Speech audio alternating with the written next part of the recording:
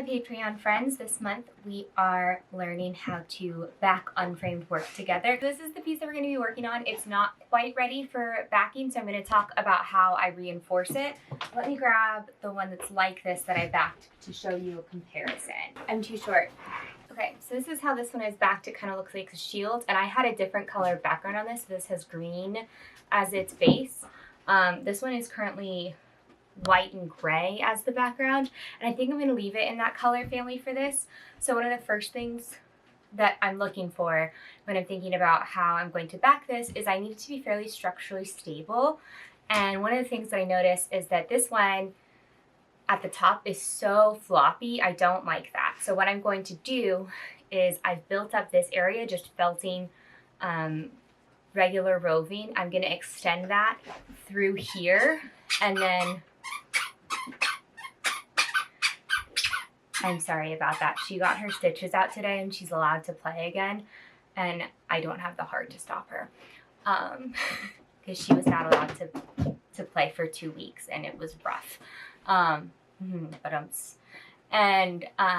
once I back or beef up the backing quite a bit more through here and through here, I'm going to take some of these strips like we talked about last month and wrap the ridging down around the back to give it a seamless look. And then the last thing that we'll do is sew on a backing fabric just to keep everything nice and clean. Add a hook and a label if you have one, and we will do that in a moment. Let's take a look at these two different pieces. So this is the one that is fully finished. You can see that I've sewn felt onto it and added my logo and a piece of wood and then a little D-ring right here to hang it. And so this one is the one that we'll be finishing together. The back of this, I rolled up some pre-felt, which is lightly felted, so it's still easy to tear apart. And I rolled it up like this and then felted it into a tube and then added layers of white over top of it to give it a little bit of dimension. And I can tell, like I was showing you earlier, that I'm going to want to build up this area more. So what I'm going to do is take some white, since that is a thinner spot, and felt it into this base here to give it some more structure so it's less floppy, and then that will let us build up. Yeah, this one is going to need it too. So we're going to build up both of these and then make sure that we've got all of our what are these guys called? Ribs? They're not called ribs, but make sure we've got all of these refined clearly on the front and around the edge, and that should give us a small base to work with, and then our hook will go somewhere around here. I'm going to use my 3 needle tool for this. I'm just going to start pulling off small sections, and to start with I'm going to felt down into my current base before felting into the mushroom piece. So I don't really need to be on top of my brush mat right now because there is so much space between me and the wood. I'm not really at risk of damaging my needles. And the point of a felting pad is to protect your work surface from your needles. So I have so many mushrooms between me and my work surface that I don't feel like I need to really worry about it as long as I keep it out of the way a little bit. So you can see this is starting to condense down, and that is exactly what we want to see.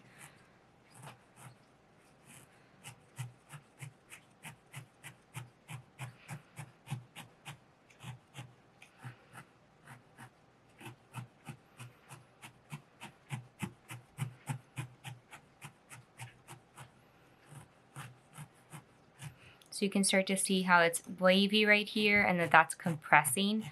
That's perfect. And so now I'm going parallel to both and starting to tighten them up. It's a thin front piece, so I don't want to go through this way because it'll pop out the front. So what I'm doing is I am going down here. So do you see how there's this gap right here? I'm grabbing a little from this side and a little from this side and felting those two together. Just like that.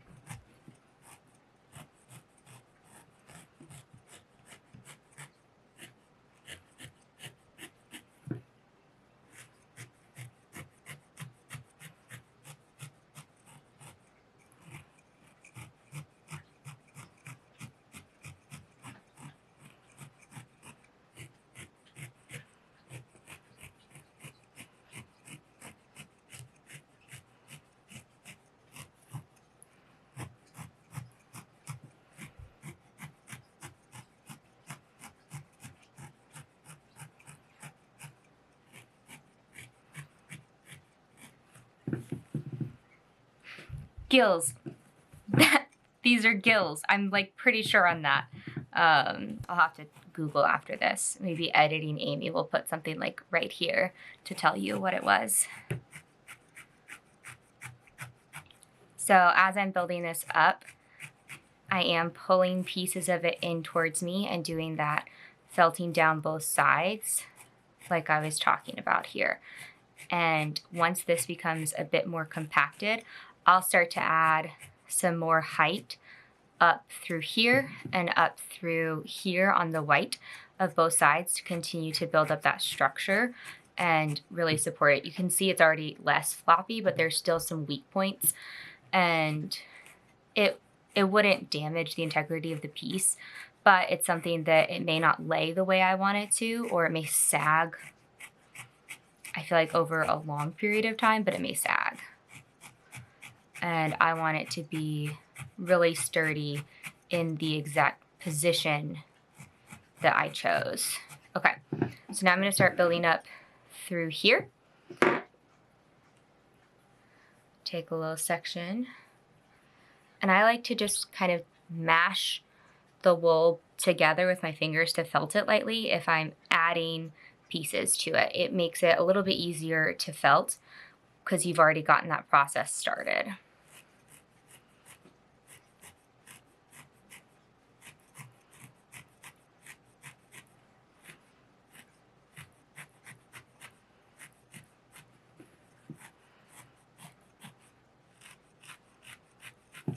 I am taking some through the front and felting to the back here as well. And then when I add one of the strips to add another gill, I will felt through the front again. Okay. So I'm going to add some more and keep going up this way. And this is really important where I have pieces growing off of my base that are extending forwards. If this were hanging down and meant to hang kind of what I would perceive as upside down instead of this way, this wouldn't be as important because the gravity is working with you in that case. But for this one where I want it to kind of defy gravity and stand pretty straight upright, I really need to go in and add some structure. And this will ultimately define what the back looks like and how we seal it up essentially for hanging purposes to make it look nice and clean and professional, and then give us a sturdy base as well. So I'm continuing to mash little bits and add them in. Now we have finished up the reinforcement on this. These pieces are much sturdier. Now we have a solid back piece to work on. This is a really essential step of the process because if your back is not prepared for finishing, no amount of additional felts or anything like that will help support it when it's not ready. So I have added additional layers of felt, and I don't know if you can tell just with pressing my finger how firm it is, but it is extremely firm. We want it to be really tight and dense. And so then the other things you're going to need are thread, some felt, a curved needle, and then if you want to put your name on it, like I have these name labels, grab one of those for you. Sharp scissors. I like to use a D-ring for this. I've started using this more for this kind of work because it's already done and it's metal and really straightforward. And then I find it nice to have some glass head pins just to keep everything secure while you're working with it. So the first step of this process is to cut out your fabric, your felt, in a shape that matches the back of your work. So I'm going to line it up pretty closely here, and I'm going to pin it in place. Straight in, since this is felt, it'll hold. And just really secure that. Okay. Take your really sharp fabric scissors and pull back. So you see how I've folded along this edge right here? Let's see if we can zoom in on that. Yeah, I'm going to cut right here. So I'll trim off a little part at the bottom because I know I won't need that. And then I'm going to cut right here. And then I've gotten to the top of this, so I'm going to go ahead and cut this extra bit off. And I'm liking the way you can focus. There we go. I'm liking the way that this has lined up. So I'm going to pin this right next to the edge right here. I did just stab through and stab myself a little bit. Do be careful, or more careful than me. All right, so I like this edge, and now I'm gonna see where this edge lines up. So I'm gonna cut curved this way, here through here. So I'm gonna move this pin down because it's in my way a little bit, and I'm going to cut a curve right through there.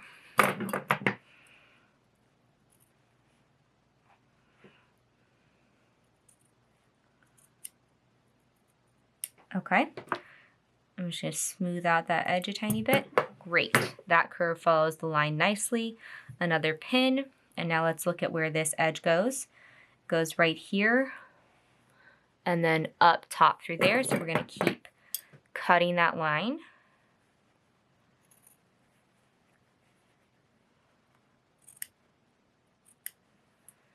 Okay, continuing to move our pins to hold the edges that we've cut down into place. So one right there as well. And I'm going to shift this one out of our way. So now I can see I don't want it to go too far up the top. So I'm going to cut right here so that way this extends on its own.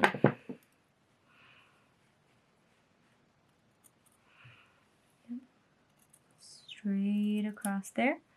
Okay. And then I've got a little bit of a bump right here, so I am going to smooth that out. Okay, so you can start to see this back taking shape, and I'm going to switch to the bottom again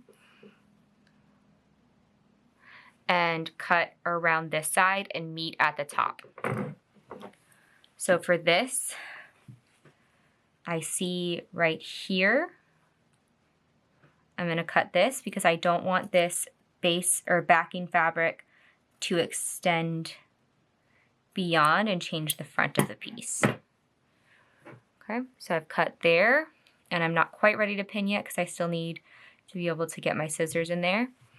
And now I'll cut along here.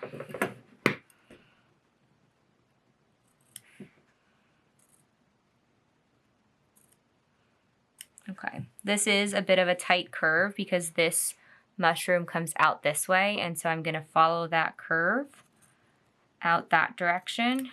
And then this is pretty sharp. I don't really like the way that that looks just aesthetically, so I'm going to smooth out that curve.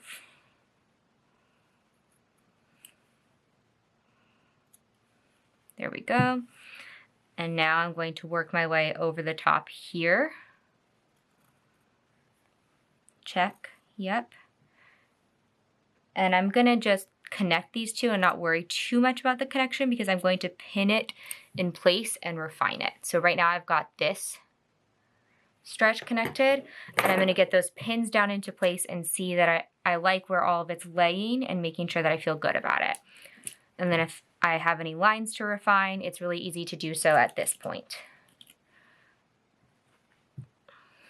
Okay, yeah, I can tell you right now this goes way too far up, and so I will end up cutting through here.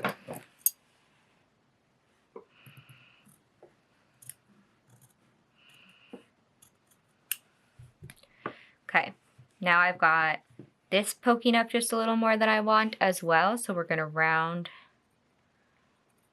this top corner out. Fantastic.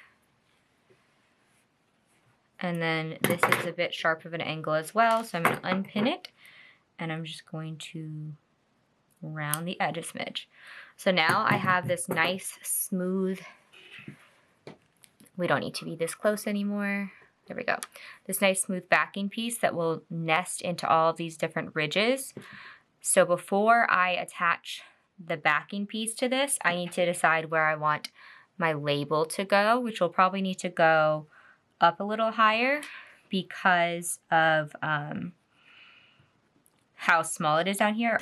All right, let's place the D-ring, and then we'll see how it hangs, because the D-ring's gonna need to go about here.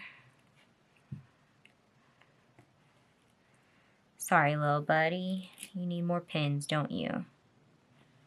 Okay. All right, I'm hoping that stays now. Okay. So if you imagine it on the wall with the pins, you know what? We can test this. We're gonna hang this on a wall really quickly to make sure that this location is what we want it to be. So that test was not good. It basically flopped forwards off of the wall because of the angle of it. I'm gonna move it up a bit higher. So I want you to go there. And let's grab an extra pin and put it through there. Okay, this was the winner. So it's gonna end up having that D-ring tucked behind the base of this mushroom. I'm gonna leave a pin pretty close to where that was, but we're gonna take this out. And now I know that I have plenty of space to work with for putting my label, because the D-ring is actually gonna go up here much higher. Here, I think this is gonna be good placement for that at its highest point. Okay, so here is where it requires some planning. What we will be doing is sewing all the way around this perimeter, but I'm going to sew my label in first. So we're going to take a bunch of pins out, sew the label in, and then do some repinning. And because this is such a highly felted piece, it might end up looking best if I add some felting in at the end. That is such a case-by-case decision. So I don't have like a great rule of thumb or anything like that for, oh, if your piece looks or is this, do this. It is very much in a type of situation where you want to assess the piece in front of you. And so I know that I may need to felt some extra white down around the edges, and I've kind of mentally accounted for that just to make sure that it feels nice and finished. And what I really am thinking about when I'm putting these pieces together is, my big thing is I don't like to use glue. It can cause yellowing, and I find that it's so easy to undo things if you know how they are sewn together. If they are glued together, you're just stuck with it, and that might not be what you want. So I try really hard to use zero glue. And then I do my best to make sure that my work is clean and professional and what I would call gallery ready.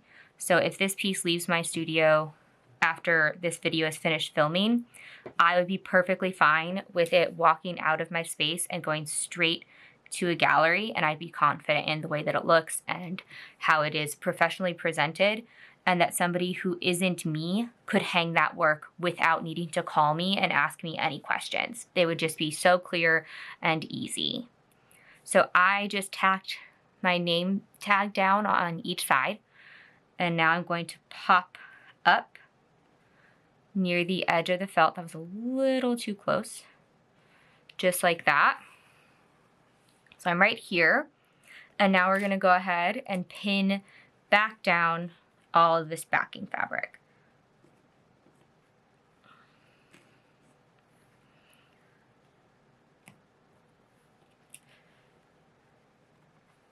Okay, then if you've seen my other backing your work, framing your work tutorials, I do a whip stitch all the way around, and I do find this easiest, especially on this kind of work, with a curved needle.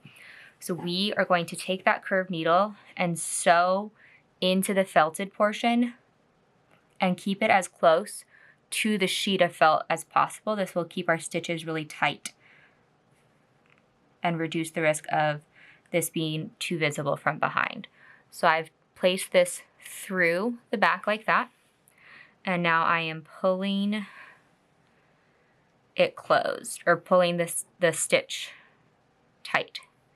And then I'm going to repeat that process all the way around with short, tight, even stitches.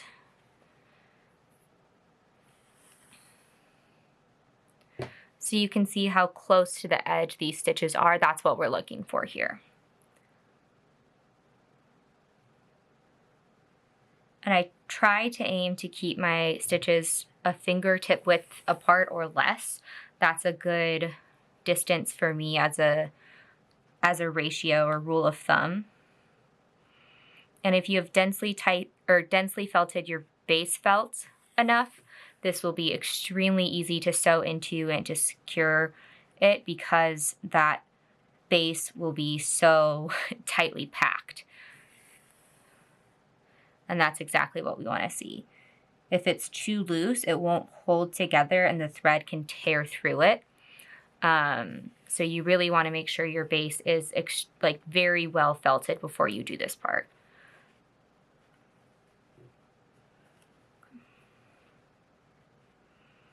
And for the curves, I make my stitches smaller to make those curves smoother.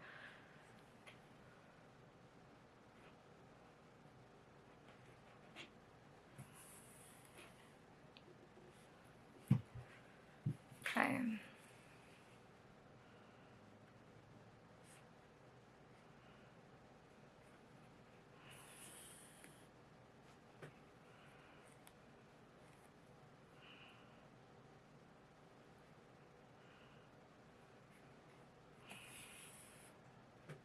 There we go. So we've got those tighter stitches around the curve, and now we're working our way back up.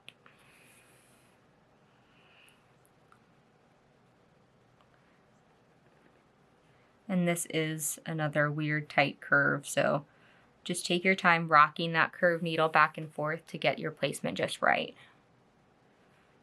This is one of those things that is not a race. You want it to look good, and you don't need to do it too quickly.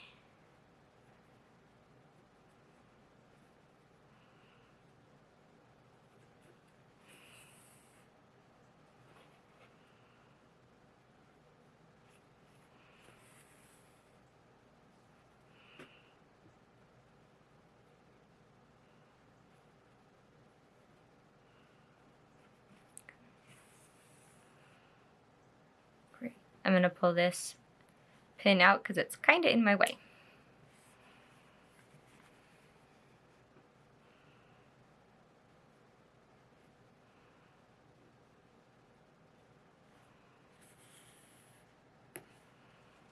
All right, we've got another curve coming up, so we'll go smaller stitches around that. When I say smaller, I primarily mean closer together. This helps prevent any pieces of felt sticking out that might catch on things when you're moving your art around or anything like that.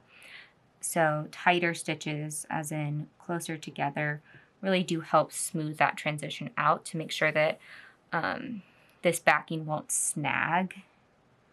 And for me, that's an important component in thinking about my work being gallery ready.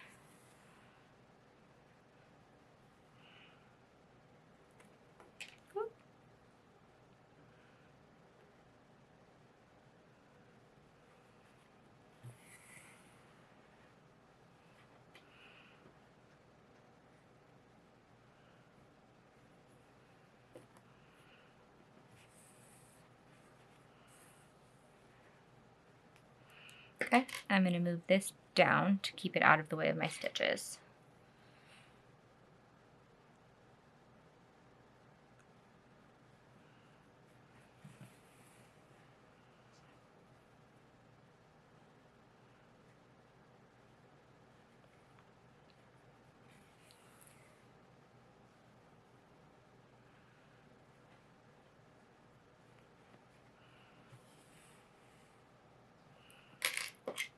So as I'm getting close to the place where the D-ring is going to go, I will take essentially a detour and sew the D-ring in and then continue sewing around. So once I get to here, I'll sew that D-ring into place.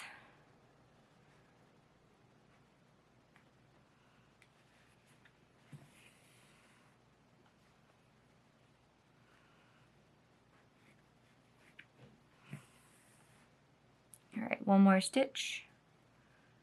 And then it is D-ring time, so I will go under and then pop up right here. Great. So I decided I wanted to go this way and extend forward, and then I was going to needle felt some additional fabric on top to really make this a seamless visual experience. So I'm going through the center loop and then out around to the other side, and we're going to do that several times to secure it into place. That is a tiny piece of my hair.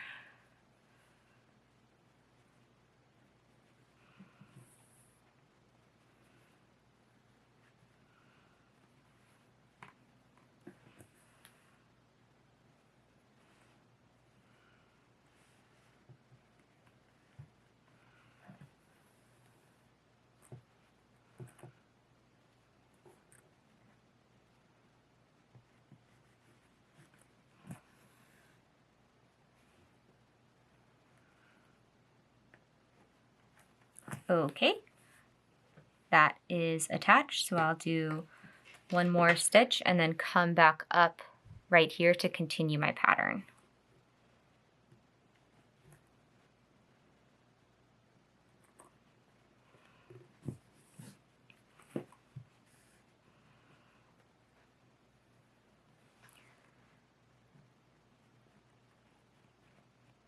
Right, pull out that pin as well because it's in the way.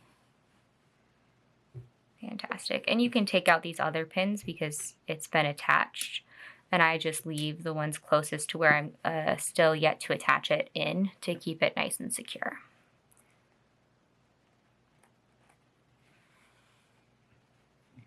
Okay. And this is my final stitch. So I actually don't want this to be a stitch, so I'm going to go down through that same hole that I made and come up right next to the name tag, and then that will disappear, and I'll do one more up through the top into the name tag. Like, we'll just pop it through and then travel it underneath, and then we'll use this to tie it off. So I'm going underneath here and popping back out on the other side near the other tag hole. Name tag hole. Ay, ay, ay. Okay.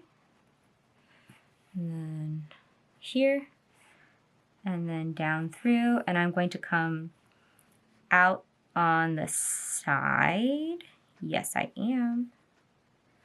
This usually takes a little bit of finessing, but I want to come out right underneath like this. Stitch it through, and then I'm going to tie a knot as close to the base of that thread as possible, probably a couple just for some security. And then I'm going to take, whoops, I dropped my needle off, so I'm going to trim a clean end to make it easier to rethread.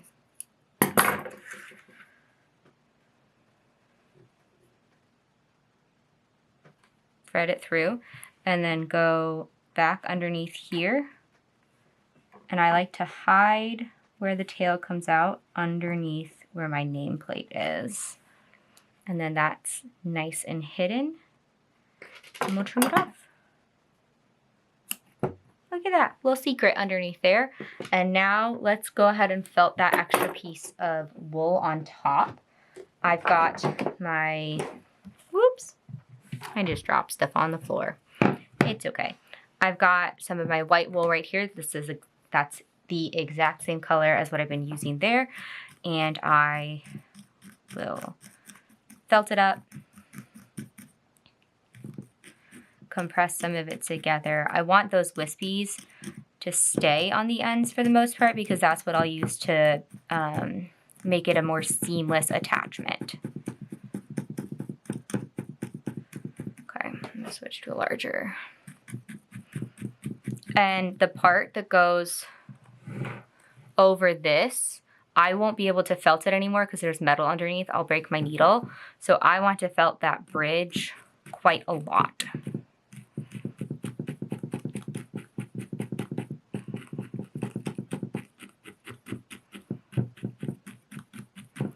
So there won't be any more felting to do once it's on.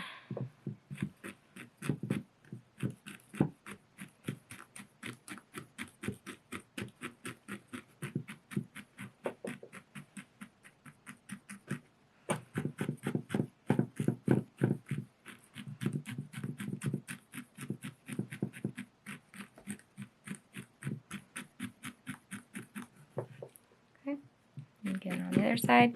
And I'm going to check it against this again. All right, so that looks like it'll fit really nicely, oops, right on top of this. I'm going to use definitely a single needle to start, and felt. And do be really mindful of where that metal is, like I said, because you will break your needle. And that is just never fun.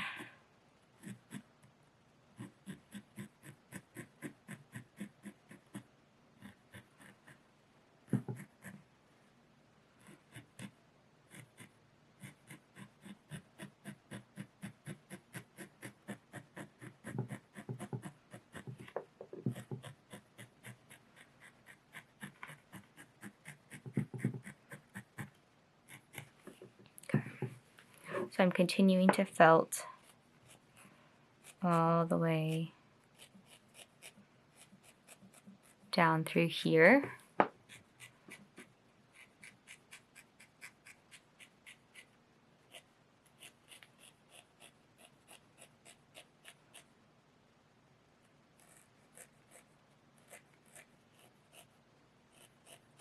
I feel like I've gotten that initial felting down pretty well on that side, and now I'll flip it over for this side, and I will probably tuck some of it under here, so that way it becomes more obvious that this keyhole hangs this way.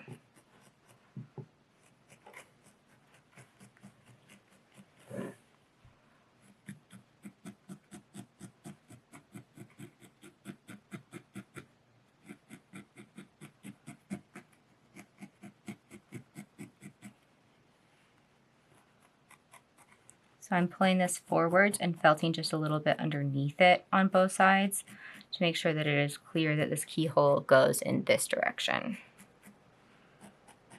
Okay, I'm going to switch to a 3 needle now because I feel like I have a good sense of where that piece is.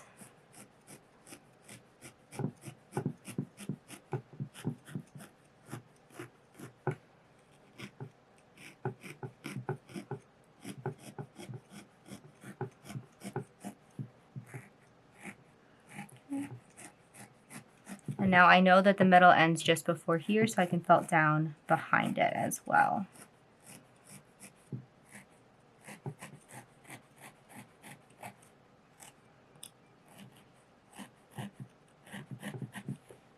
Okay. Continue to secure it a little bit more. All right, that feels quite secure, you can see. And it's sewn down, so this white section is purely visual. It is not functional. This is just to keep this piece looking nicer and more cohesive and unified. I'm gonna add just a little bit through there as well. Yeah, let's move the camera back a little bit so you can see it better. It's all backed, ready to go on a wall. Let's go put it on a wall. Here it is. Oh, there's Hazel. Hi, baby. Okay. So you can see that hook right there.